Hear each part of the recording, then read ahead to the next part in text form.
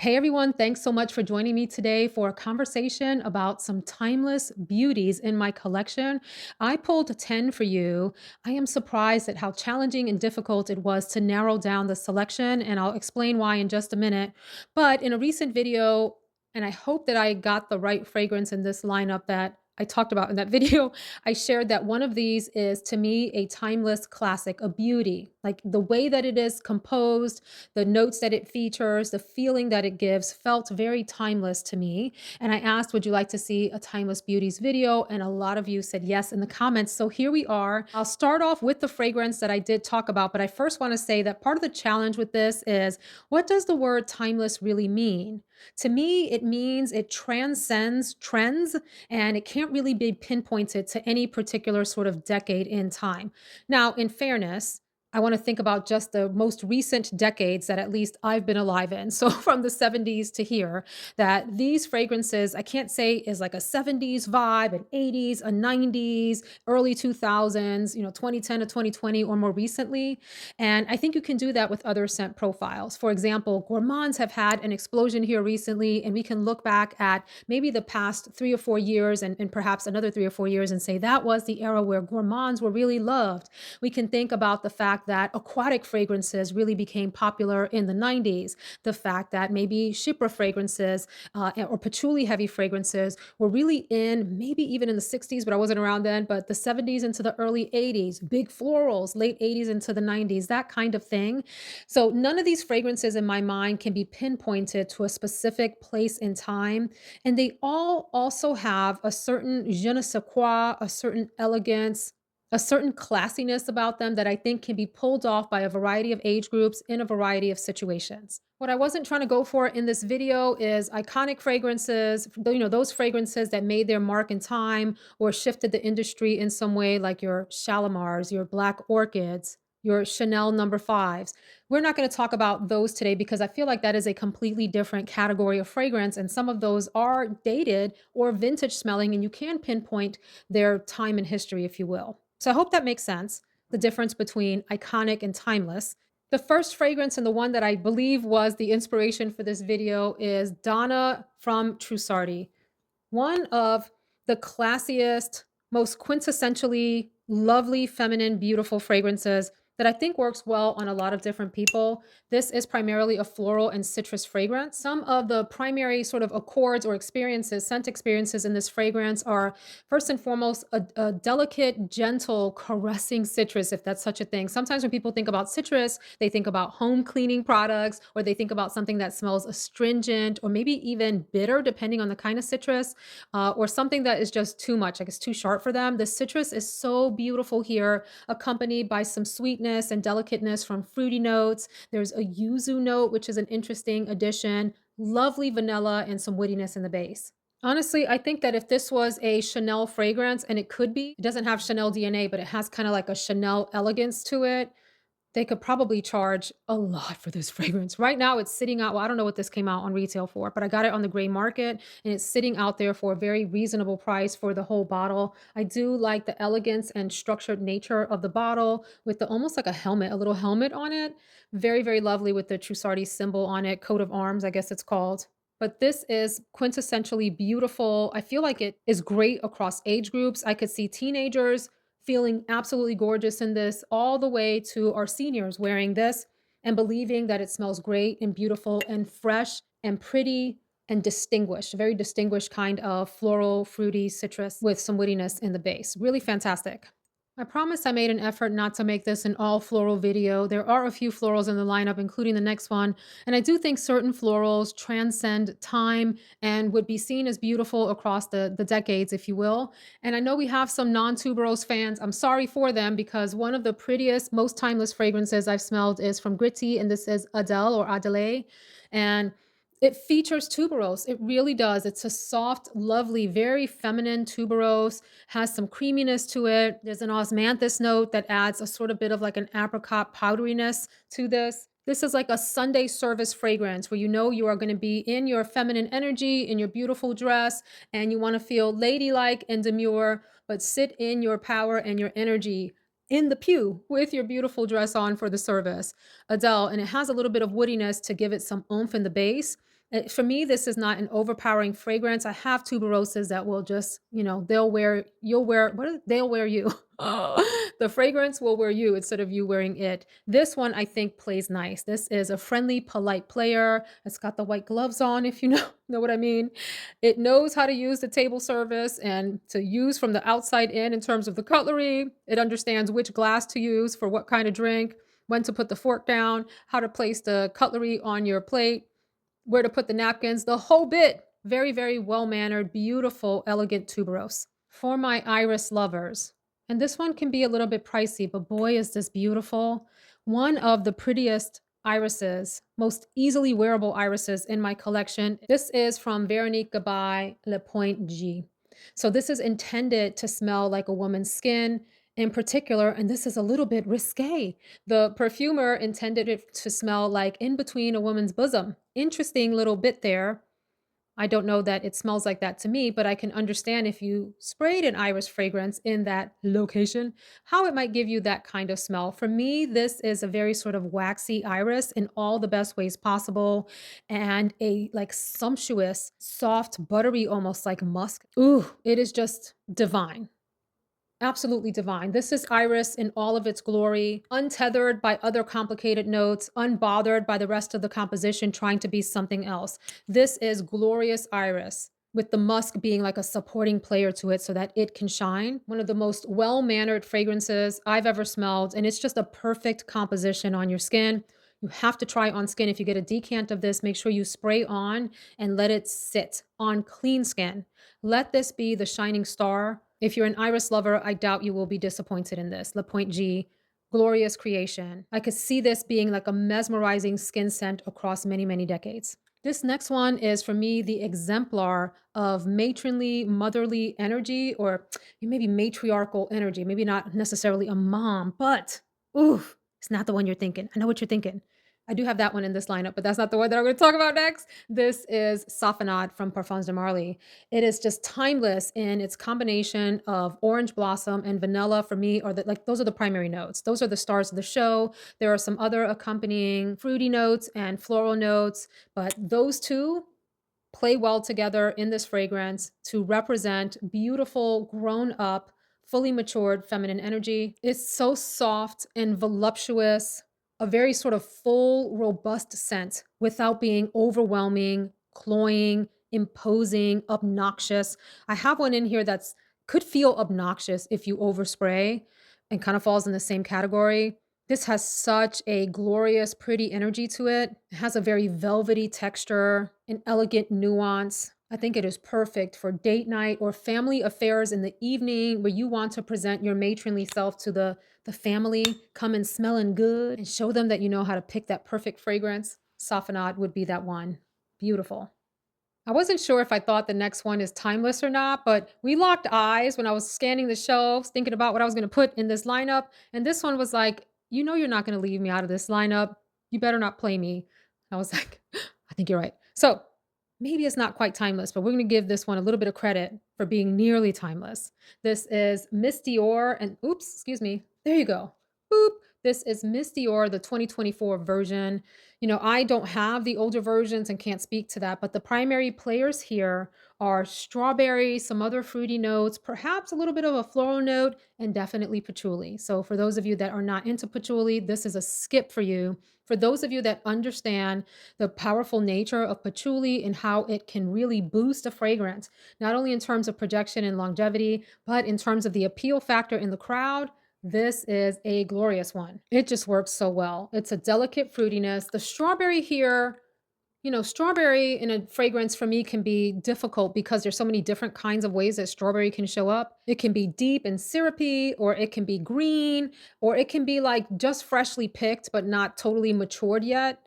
I feel like this is a just freshly picked strawberry where it has a little bit of like an airy nature to it, along with the patchouli. There are other fruity tones in here that lean in the peach direction. I don't think you pick that up. I think you pick up primarily strawberry and patchouli. At least that's my experience. I've had this since it was released. When it was first released, I feel like it was a little bit more floral, like the jasmine here shone. shown through a little a little bit more. And now for me, this is primarily patchouli, strawberry, at least on the opening. And those other actors don't come out to play until the mid and the dry down. So anyway, beautiful fragrance in and of itself, another sort of feminine balm, but with that patchouli kick to it. Several years ago, the brand Hervé Laurent reached out and asked me if I was interested in trying their fragrances. They sent me a full bottle that I want to talk about and then a number of samples. What a beautiful lineup of fragrances that smell almost like natural ingredients are used. I don't really know. I haven't looked at their, ingredient deck in a long time or really thought about their brand. And it's unfortunate. I don't hear about them talked on YouTube. On rare occasion, I'll see one pop up in a video here and there. I'll link all of these down below and I'll link this one for you as well. But anyway, this is La Femme collection and the particular fragrance is called Pink Palace. And the thing about this that for me is timeless is that it smells like exactly like a floral bouquet. And in particular, I think of wedding bouquets. I think of my own wedding bouquet, which was white florals for the most part. And the sight of that comes to mind, the whiteness of the petals, the creaminess of some of the petals. Some of the petals were maybe a little bit off-white. There were some pink floral touches in the bouquet. It was a long, like teardrop bouquet. If I can find a picture, I will insert it here.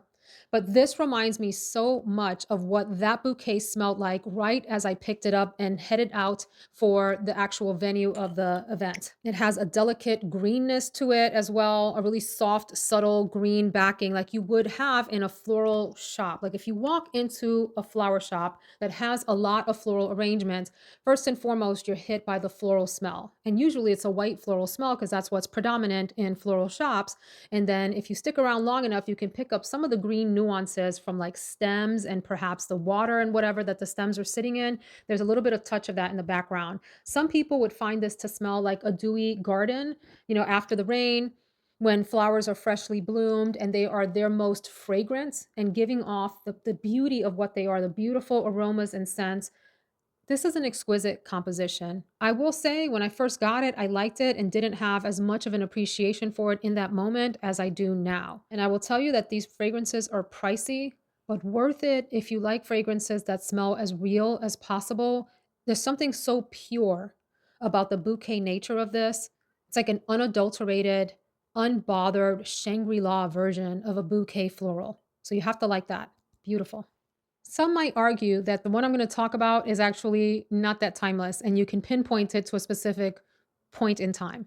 I certainly can because I remember when I first smelled it. However, I will say for those of you that have not ever sniffed this fragrance, you may not be able to place it in a decade or associate it with a certain time period. So I'm going to go on and talk about one of my absolute favorites, and this is AMARIGE from Givenchy. This is probably the third bottle that I'm on of this, and oh, wait, I need a minute. Look, I can't really explain this one to you. What I can tell you is that this is a bomb of a fragrance. It is room filling, super projecting, long lasting, one of the sexiest fragrances on planet Earth. On planet Earth. If you know what I'm talking about, leave me a note down in the comments. This is the kind of fragrance that when people smell this on you, they're going to be wondering, who is that woman? Intoxicating, intoxicating. There's so many notes in this fragrance that are featured. I don't even know where to start. Lots of florals. It's often referred to as a tuberose fragrance. I don't know that that's actually accurate, at least for me. Yes, you do get some tuberose here, but there's so many different florals, woods. I feel like this is also like a warm golden ambery. It like smells like the fluid. And while it is bombastic, I don't find this cloying, which is a weird thing because there are some fragrances, the more you spray and the more you smell them. I mean, any fragrance can get overwhelming, friends, if you spray it 35 times, right? That's not what I'm talking about. I feel like you can spray a good heavy amount. I wouldn't suggest it because it's very strong, but you will smell beautiful, maybe a little strong, but not sickening. There's nothing sickening about this fragrance to me. It's so warm and golden and floral and smooth and round and comforting and sexy and alluring and all of the things. Now, according to Fragrantica, the top notes are voted as tuberose, mimosa, gardenia, ylang ylang, jasmine, orange blossom. There's a carnation note, sandalwood. I mean, the notes go on and on and on. There's amber and vanilla. When I say to you that this is everything feminine wrapped into one bottle, and I'm talking about, You know, Roberta Flack, the amazing singer, recently passed away, and it kind of hit me hard. I listened to Roberta Flack on repeat in college. On repeat. I had that CD going and going and going and knew all the words to every song. If you're familiar with Roberta Flack's music, this smells like her voice sounds to your ears. Smooth, beautiful, silky, warm, comforting, feminine. Anita Baker comes to mind, that the smoothness of the voice, how melodic it is, how they can just change between chords, go low, go high, and everything in between. That song, what is it called? Sweet Love, that's the name of the song, comes to mind. Defies description. AMARIGE. You just got to try it. If you know the beauty that is AMARIGE, do share it down in the comments so people know I'm not out here crazy, okay? I'm going next to another iris fragrance. I don't wear this one much. It's nearly full, but boy, do I enjoy having it in my collection and think it is pretty. And this for me is an iris that is pretty unisex. I think this would smell lovely on gentlemen as well. This is from Frederic Malle, and it is called Iris Pudre, which just translates into iris powder. A beautiful iris, the same sort of gentle, beautiful iris that's in La Pointe G. This one is a little bit less waxy. This one has more woodiness to it, a gentle, gentle powderiness. And it also has a touch of musk. And I find this to be like a caressing fragrance, very gentle, easy to wear, non-intrusive, like the combination of a pressed linen shirt and crisp pressed wool pants, wide leg pants, just really easygoing, structured and dressed, but not too fussy. And it's beautiful. It's soft to the skin, gentle. It makes its presence known in the room without having to be the loudest talker. And I love that about it. Really quite lovely. Has a little bit of a sweetness on the dry down. Nothing that leans, super into feminine territory. I find this to be fairly unisex, particularly with the woody notes, but delightful. Really, really delightful. Like a structured, elegant fragrance. I haven't talked about this next one in a while. It sits on my husband's shelf, and I admire it to death on him. He actually is not super crazy about it. He's not averse to it, but it's not his favorite of the bunch. He wears it because I have a certain reaction when he wears it, and it's always, ooh, that's the money fragrance, isn't it? That's the deal winner. This is NAXOS from Zurjoff, and you can tell by the dent here. And listen, y'all, gentlemen don't spray themselves down for the most part like we ladies do. I mean, we will be husband, he's like one hit to the chest, maybe once the stomach, that's it.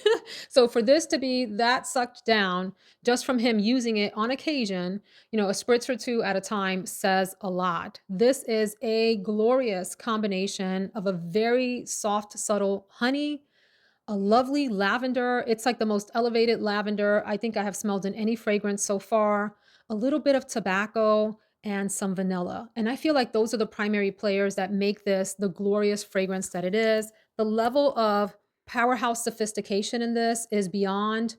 I feel like this is a perfectly unisex fragrance, and for ladies that like powerhouse fragrances that are unisex, maybe with a toe in masculine territory, you better check out NAXOS. I don't hear this really talked about very much, especially not on ladies' channels. I don't even know if the guys in Fragcom are really hyping up NAXOS anymore the way it deserves to be.